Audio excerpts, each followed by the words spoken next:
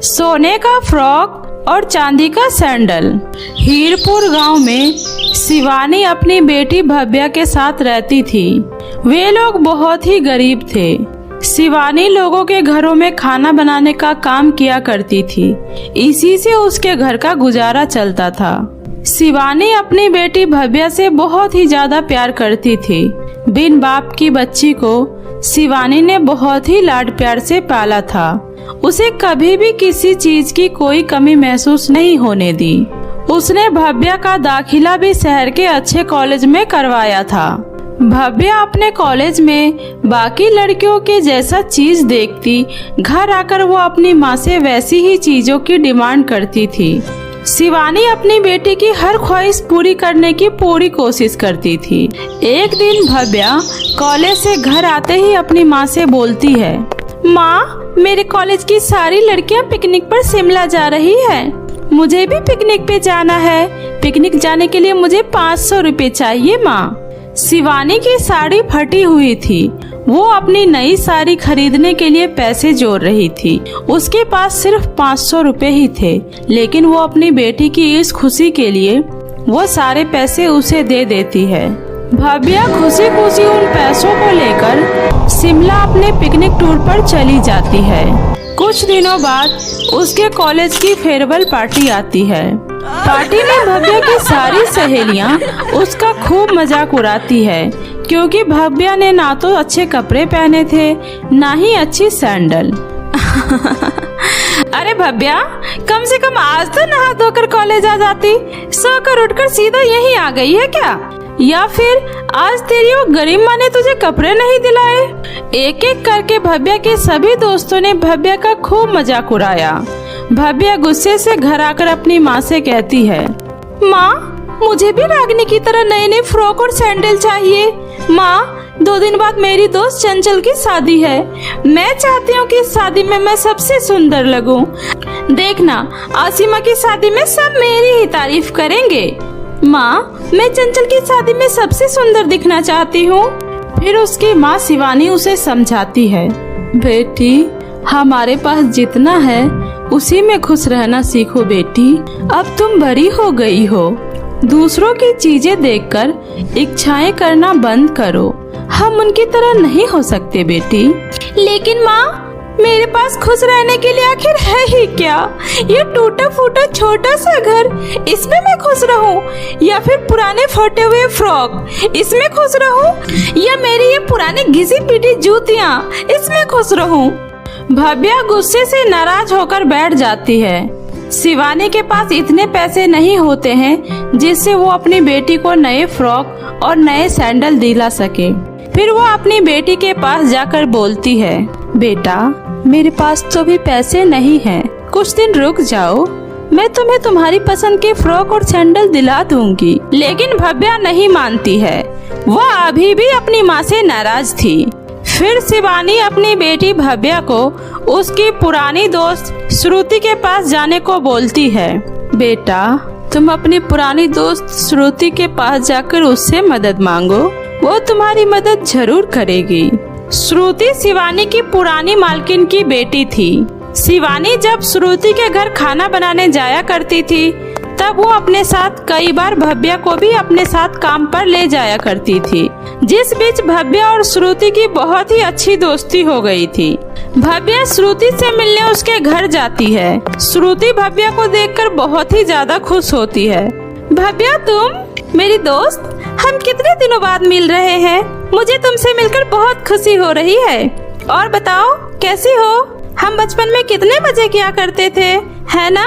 वे दोनों आपस में ढेरों बातें करते हैं। उसके बाद भव्या उसे बताती है, श्रुति, 2 दिन बाद मेरे कॉलेज की दोस्त चंचल की शादी है। मुझे उसकी शादी में पहनने के लिए तुम अपना कोई अच्छा सा एक फ्रॉक और सैंडल दे सकती हो? मैं तुमसे वादा करती हूँ, मैं तुम्हें उसे सही सलामत लौटा दूंगी। क्यों नहीं मेरी दोस्त? आखिर हमारी दोस्ती किस दिन काम आएगी? आओ मेरे साथ। और ये देखो, इनमें से जो फ्रॉक और सैंडल तुम्हें पसंद हो, तुम वो ले लो। श्रुति भव्या को अपनी सारी फ्रॉक और सैंडल दिखाती है। भव्या की नजर एक चमचमाती सुनहरे रंग की फ्रॉक और चांदी जैसे रंग की सैंडल पर जाती है। उसे देखकर भव्या खुशी से कहती है, ये वाला, मुझे तुम्हारा ये वाला सुनहरा फ्रॉक और ये सैंडल चाहिए। भव्या, ये फ्रॉक और सैंडल तो बहुत ही ज्यादा कीमती है। ये फ्रॉक सोने का है और ये सैंडल चांदी की है, लेकिन मुझे तुम पर पूरा भरोसा है। अब तुम जाओ और खुशी खुशी शादी एंजॉय करो। भव्या खुशी खुशी वो फ्रॉक और सैंडल लेकर घर आ रही थी। तभी रास्ते में उसे कुछ गुंडे मिल जाते हैं जो उसे बेहोश करके उससे उसका सोने का फ्रॉक और चांदी का सैंडल छीनकर वहाँ से भाग जाते हैं। भव्या को जब होश आता है तो वो खुद को एक पेड़ के नीचे पाती है। जब वो अपने पास फ्रॉक और सैंडल को थैले में नहीं देखती है तब वो जोर जोर से रोने लगती है। वो फ्रॉक और सैंडल कहाँ गई? उसे किसने चुरा लिया? अब मैं श्रुति को उसके फ्रॉक और सैंडल कैसे वापस करूँगी और मैं माँ को क्या जवाब दूंगी? अब मेरी माँ इतने सारे पैसे कहाँ से लेकर आएगी?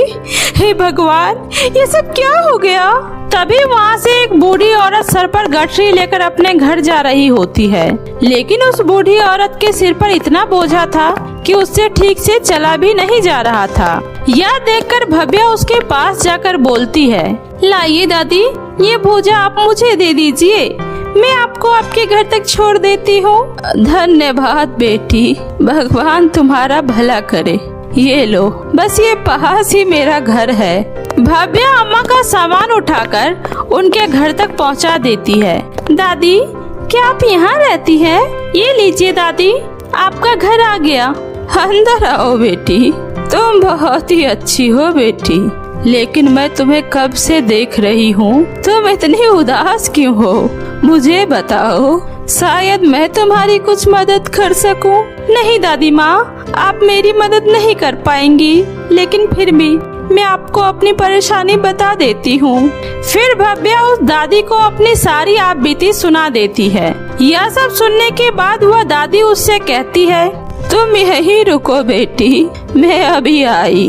और फिर उसके बाद वह दादी भव्या को एक चमचमाती सोने की फ्रॉक और चांदी की सैंडल देती है और बोलती है, ये लो बेटी, तुमने मेरी मदद की है, यह उसी का इनाम है। लेकिन दादी, ये तो बहुत ही कीमती है, मैं इसे आपसे नहीं ले सकती। दादी के बहुत समझाने के बाद भव्या उसे लेने के लिए राजी हो जाती है और फिर वो बहुत ही खुश हो जाती है। लेकिन उसे इस बात का दुख होता है कि मैंने तो श्रुति के फ्रॉक और सैंडल को खो दिया, उसके बदले मैं श्रुति को यही फ्रॉक और सैंडल दे दूंगी। लेकिन जाने से पहले वह दादी अम्मा उससे कहती है कि याद रखना बेटी, यह कोई मामूली फ्रॉक और सैंडल नहीं है, इसका सही इस्तेमाल करना।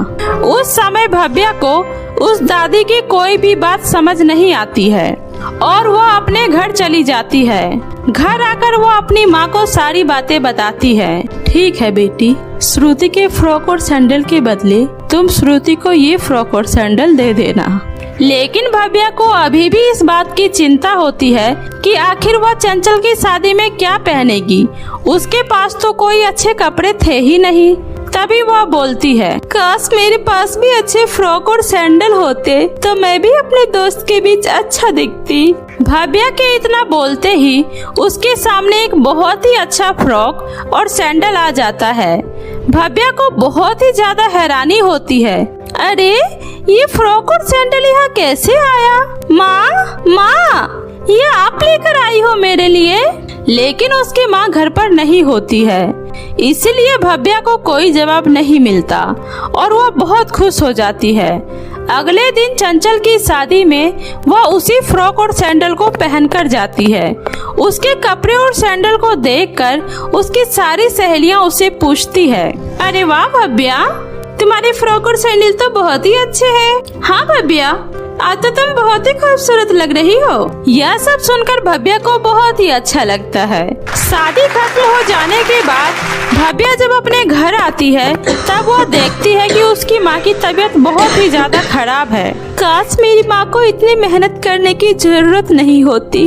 काश हमारे पास भी अच्छा घर होता जिसमें मेरी माँ आराम से रह सकती। भव्या के इतना बोलते ही उसका टूटा फूटा सा मकान एक बहुत ही आलीशान घर में बदल जाता है। यह सब देखकर भव्या और उसकी माँ को बहुत ही ज्यादा हैरानी होती है और अचानक भव्या को उस दादी अम्मा की बात याद आ जाती है और वो अपनी माँ को बताती है, माँ आपको पता है ये फ्रॉक और सैंडल तो जादुई है। मैंने उसे पहनकर जो भी कहा वह सब कुछ सच हुआ है। और फिर भव्या उस जादुई फ्रॉक और सैंडल की मदद से एक सोने का फ्रॉक और चांदी का सैंडल मांगती है और फिर वो फ्रॉक और सैंडल लेकर अपनी सहेली श्रुति को दे देती है। घर वापस लौटते समय उसे रास्ते में वही दादी अम्मा दिखाई देती है और वो उस अम्मा का धन्यवाद करती है, लेकिन वो अम्मा उससे कहती है, लेकिन बेटी इस बात का ध्यान रखना, यह फ्रॉक और सैंडल वही इच्छा पूरी करती है जिसकी तुम्हें सच में बहुत ज्यादा जरूरत होती है। अगर इस फ्रॉक और सैंडल से लालच में आकर कुछ भी बहुत ज्यादा मांगा तो उसका परिणाम अच्छा नहीं होगा। लेकिन भव्या दादी की बातों पर ध्यान नहीं देती है।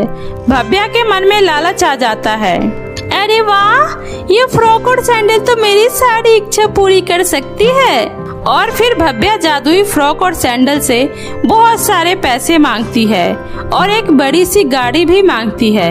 तभी वह जादुई फ्रॉक और सैंडल गायब हो जाता है और उसका सारा पैसा और गाड़ी भी गायब हो जाता है, क्योंकि वह सारी चीजें अब लालच में मांगी गई थी।